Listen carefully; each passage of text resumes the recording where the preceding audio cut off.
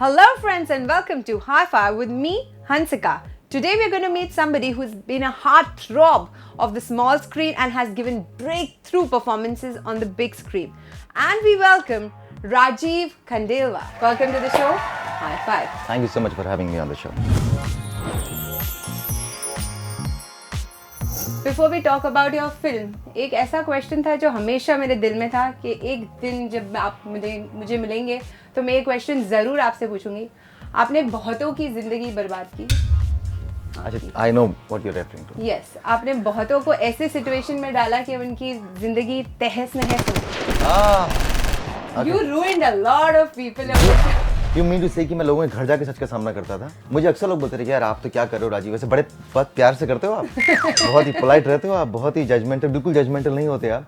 लेकिन the fact is that no I never, and trust me, most of the people who came on the show knew what is waiting for them, या what they are getting into, और उसके बाद जब खत्म होगा तो उसके बाद क्या होगा. So tell us something more about your character in the movie Samrat and Company. सम्राट एंड कंपनी में मैं एक डिटेक्टिव का रोल प्ले कर रहा हूँ. एक डिटेक्टिव जो सुनने में बड़ा ही अजीब लगता है कि डिटेक्टिव, बिकॉज हम लोगों ने बहुत सारे डिटेक्टिव्स देखे नहीं है. मेरे ख्याल से पहली बार जब आप एक ऐसे कैरेक्टर को देखेंगे जो बहुत ही एक्साइटिंग है, इंटरेस्टिंग है, एक्सेंट्रिक है, पागल है, येट बहुत एडोरेबल है और बहुत ही इंटेलिजेंट है. He is not a super human, he is a super human from here. And the film is not just about the character. The film is about the character in a situation. Because वो cases solve करता है. Sherlock Holmes जो बहुत ही popular character है दुनिया भर में, you know, the बाप of all detectives.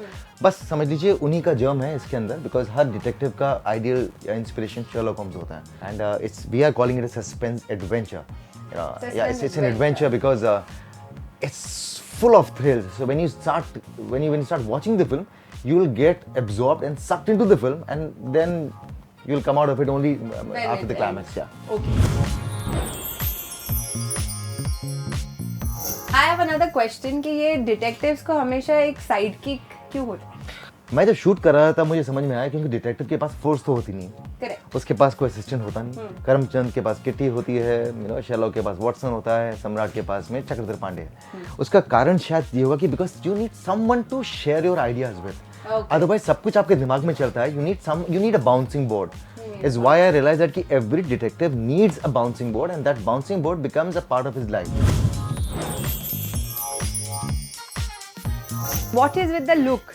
Why does they always have one topi and a long jacket and a muffler? मतलब ये हाँ, उसका रीजन ये है कि जिस तरह से पुलिस वाले यूनिफॉर्म पहनते हैं, अच्छा, डॉक्टर्स जो हैं वो एक डॉक्टर जो हैं वो ओवरकोट पहनते हैं, स्टेथोस्कोप लगा के घूमते हैं. एक इमेज बन जाती है. And that image my director didn't want to tamper with that image. He said I want to make a true blue detective film. Did you do any special preparations जैसे गाजर खाना या whatever to become? नहीं, हमने वो सब चीज़ सोचा था हमने कि न गाजर खाएंगे, बाकी ऐसी कोई भी will not resort to those gimmicky things. Preparation बहुत की हमने, 1.5 महीने की वर्कशॉप की. डायरेक्टर को लगा कि इसको एक्टिंग वेक्टिंग आती नहीं है, इससे मेहनत करनी पड़ेगी. पहले दिन ही समझ गए थे वो साइन करने के बाद कि यार ऐसे तो इसके साथ वर्कशॉप करनी पड़ेगी. तो हमने 1.5 महीने की वर्कशॉप की हमने, और जितना भी कुछ मैं कर रहा हूँ फिल्म के अंदर, आई ओwe a lot to that workshop because we thrashed out the character. Director had a very very clear vision कि ऐसे चलेगा, ऐसे बोलेगा, ये उसका मैनरिज्म है. He had written a script on Samrat, by the way. So yeah, so all I had to do was actually understand what he had in his mind, get into the character, and imitate him. I just imitated my director, and I realized what a brilliant mimicry artist I am. Wow. So will we ever see you doing comedy? Mimicry artist बोला तो comedy. I do not know my self, मुझे खुद को नहीं मालूम है. मैंने कभी ये नहीं सोचा था कि मैं डिटेक्टिव बनूंगा कभी. करेक्ट. मैंने कभी ये भी नहीं सोचा था कि मैं डॉक्टर बन के रोड के ऊपर भागूंगा आमिर में, या कभी कॉप बन के किसी को लात मारूंगा. ये आपके फिल्म में कांस्टेंट है कि हर पिक्चर में. एक्चुअली मुझे पहले फिल्म में अनुराग ने बोला था कि तुम दौड़ते वक्त बहुत अच्छे लगते हो.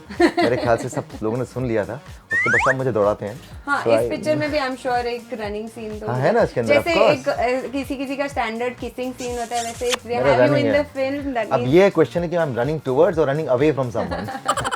That's true. Yeah, but running of course has been, and I realize now because now when people see me एक running shot, they think कि राजीव चाहे आमिर हो, चाहे शैतान हो, चाहे टेबल नंबर 21 हो, चाहे वो साउंड ट्रैक हो, चाहे this one. Yeah, you run.